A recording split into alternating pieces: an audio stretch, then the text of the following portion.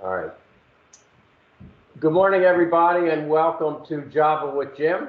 I'm Jim Reese, Director of Business Development at Offit Kurman, and I'm joined here today with Marty Schwartz, President at Vehicles for Change. Marty, how are you? I'm great, Jim. Good morning. Good to see you. Good to see you. Good to be seen, and happy holidays to you and your family and your staff and everybody. So, Marty, let's jump in here. Tell us about Vehicles for Change and what makes you guys different from other people out there who are trying to do the same thing that you're doing. Sure. So Vehicles for Change is a 22-year-old nonprofit.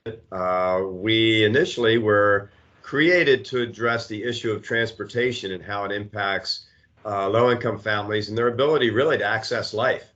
Without a car, if you're living in poverty, you can't have access to jobs, you don't have access to daycare, after-school activities, any of those things. So, we created this program back in 1999. I'm actually one of the founders. And we take donated cars, but the better quality cars we actually repair and then provide them to families in Maryland and Virginia. So for the most part, they can get to employment, but we found over the years that the impact on the family is transformational. So, we're really seeing that car is impacting really generational poverty.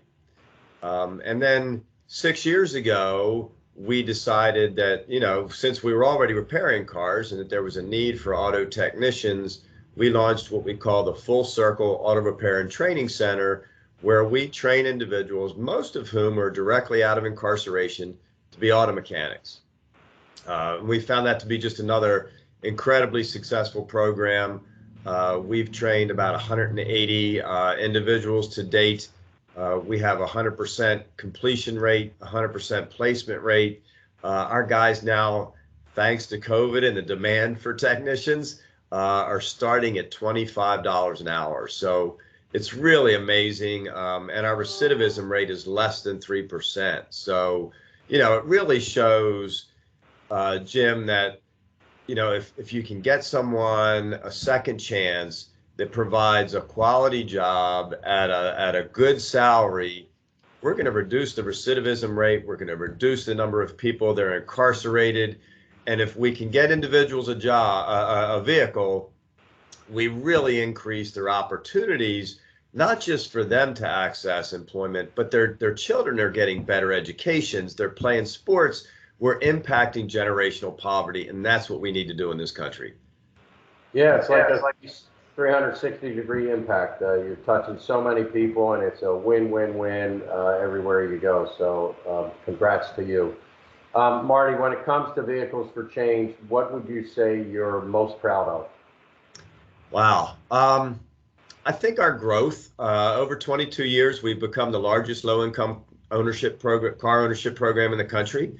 And the fact that we now have 3 locations, we're looking to expand into Salisbury. I'm working on funding for 3 locations in Virginia.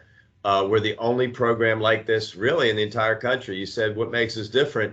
There isn't another program like this where we actually take the car, we repair it in the process, we train individuals coming out of prison, and then we award it to a family.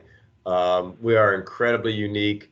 And we're hoping that, in the next 4 years, we're going to have 20 new locations across the country because this is a high demand product no matter where you go. That would be tremendous growth for sure. Marty, what do the next 6 months look like for you and Vehicles for Change?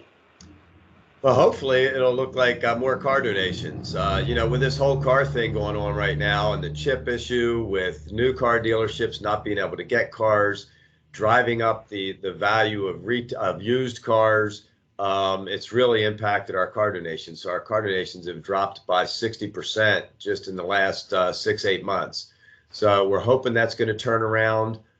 We just launched our Hyattsville training facility, so we're up and running there. We'll have 10 interns there in the next week or so. We have 6 right now. We're very close to fully funded for Salisbury. So we're hoping to have our first Eastern Shore facility because, and actually, interestingly enough, that program has been pushed by the dealerships down there because they can't find technicians. And we're working on a really public-private partnership with some major partners like Mazda, Toyota, Advanced Auto, hopefully the National Automobile Dealers Association. And we want to be able to take this program to the federal government and say, look, we're having impact. This program works. We need to fund this program nationally and really kind of land those funds that we can start putting this program everywhere. Marty, you mentioned a few locations. Can you let us know real quick, where are all of your existing locations right now? Yeah, so we have a garage facility in Baltimore City on Greenmount Avenue. We have a facility in Halethorpe, which on Washington Boulevard, which is kind of our headquarters. All our car donations and processing of car donations come in here, as well as our training and our head staff. Our facility in Prince George's County is in Hyattsville on 50th Avenue. That is a training facility.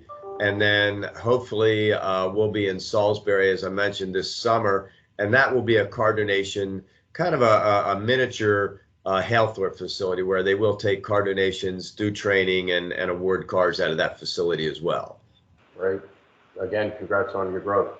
You know what I just realized, Marty? What's that? I have my hat on. Ah, now we're ready. Where that was. Now I got the tough question for you. All right. What do people watching this recorded interview, what do they not know about Marty Schwartz? Well, including me, and I know you pretty well. But what do we not know? A lot of things they don't know about Marty Schwartz. Well, only what you can make public.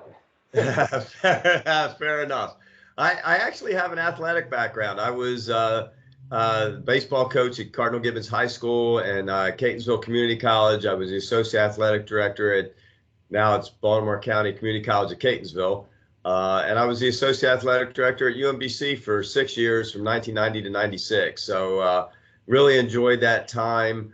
You know, I always tell people, if you'd have said to me 25 years ago, you're going to be in the car business or training individuals coming out of prison, I would have told you you were out of your mind. I'm going to be be in college athletics the rest of my life. Sometimes, somebody else has an idea of what you're going to do, and they have a more powerful influence than you do. And this is what I'm supposed to be doing, and I love it. The impact that we have is amazing.